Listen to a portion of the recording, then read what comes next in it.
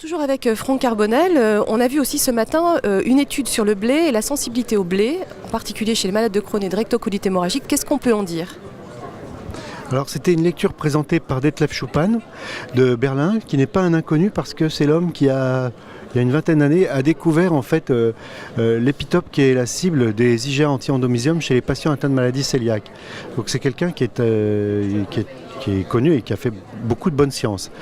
Et il a présenté un travail sur les allergies alimentaires en général, mais tout particulièrement sur certaines protéines du blé, qu'on appelle les inhibiteurs de la trypsine et de l'amylase.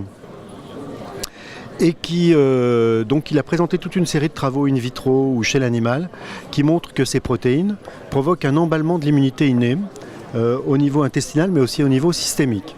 Il a présenté par exemple des données chez l'animal tout à fait fascinantes qui montrent que la prise de ces protéines qui sont conclues dans le blé peut provoquer une aggravation des lésions de sclérose en plaques.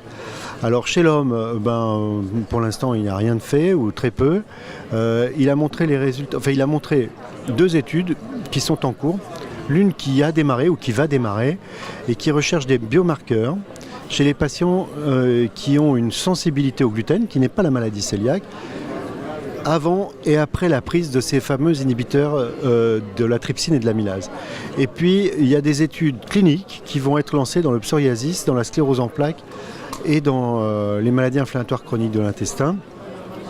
J'ai pas pu m'empêcher de penser au projet de Jean-Pierre Hugo, le projet Mikinote, qui concerne les enfants dans un premier temps, mais les adultes dans un second temps, et qui va tester les effets de l'alimentation sur le risque de poussée de la maladie. Donc à suivre. À suivre. Merci. Merci.